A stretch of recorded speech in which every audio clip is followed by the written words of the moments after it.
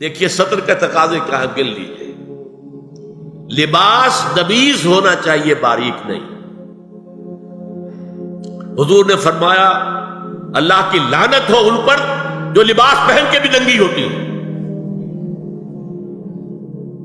باریک اتنا لباس ہے یا چست اتنا لباس ہے، ڈھیلا ڈھالا ہونا چاہیے، نبیذ ہونا چاہیے۔ لباس کے اندر یہ دو حصے جو ہیں وہ لازم ہیں۔ اور پھر سینے پر، اب ظاہر بات ہے کرتا پہنا ہوا ہے، ڈھیلا ڈھالا ہے، پھر بھی یہ سینے کے ابھار تو ظاہر ہو جائے گا۔ ان پر ایک اضافی اوڑھنی سر پر سے لے کر اور اپنے اس گریبان کے اوپر بکل مار لینا، تاکہ یہ جو نسوانی حسن کا دوسرا مظہر ہے، پہلا چہرہ سب سے بڑا چہرہ۔ اب جو لوگ کہتے ہیں چہرے کا پردہ نہیں ہے، تو خدا کے بندو پھر پردے کی ضرورت کیا ہے؟ نسوانی حسن اگر اس میں اٹریکشن ہے، وہ کہاں ہوتا ہے سب سے بڑھ کر؟ مظہر اول کون سا ہے؟ نسوانی حسن کا چہرہ ہی تو ہے۔ اب میں ذرا شرم کے ساتھ کہہ رہا ہوں، لیکن یہ اپنی شاعری کے کچھ الفاظ آپ کو سنا رہا ہوں۔ یہ لب لعلین کہاں ہوتے ہیں؟ چہرے پر ہوتے ہیں یا کہیں اور ہوتے ہیں؟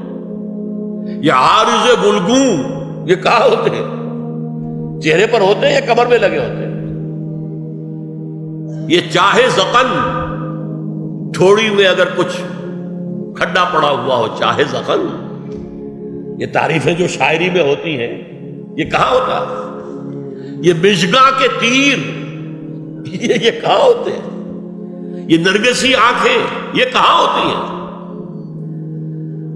اور ستواں ناک یہ کہاں ہوتی ہے؟ چہرہ ہی تو ہے، سب سے بڑی اٹریکشن تو چہرہ، اسی کو نہ چھپایا تو پھر اور کیا چھپایا؟ ہاں دوسری چیز، چھاتی کے ابھار بہت اٹریکٹیو ہوتے ہیں انسان کے لیے۔ اس کے لیے یہ ہے کہ وَلْيَضْرِبْنَ بِخُمُرِهِنَّ عَلَى جُيُوبِهِنَّ، کرتا بھی نبیذ کپڑے کا ہو، کرتا جو ہے ڈھیلا ڈھالا بھی ہو، شلوار اور نبیذ تر کپڑے کی ہو، ڈھیلی ڈھالی ہو، اور اوڑھنی کا بکل جو ہے اپنے سینے پر مار دیا جائے۔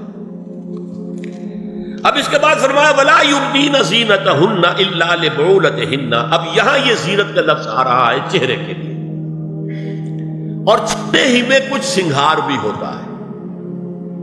کوئی سرما لگایا ہوا ہے، فرض کیجئے کسی اور طرح کا کوئی زیور پہنا ہوا ہے، گلے میں پڑا ہے، کانوں میں مدے ہیں، وغیرہ وغیرہ، یہ زینت چہرہ، اور اس کے ساتھ کوئی بناؤ سنگھار کا معاملہ، جس کی کہ حضور صلی اللہ علیہ وسلم نے تلقین کی ہے۔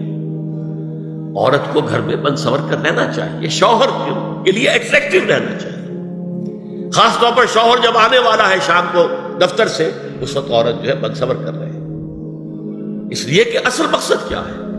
جتنی بھی انسان میں سیکشول انرجی ہے وہ مرکوز رہے شوہر اور بیوی کے درمیان، یہ فلسفہ ہے، ادھر ادھر نگاہ جائے نا۔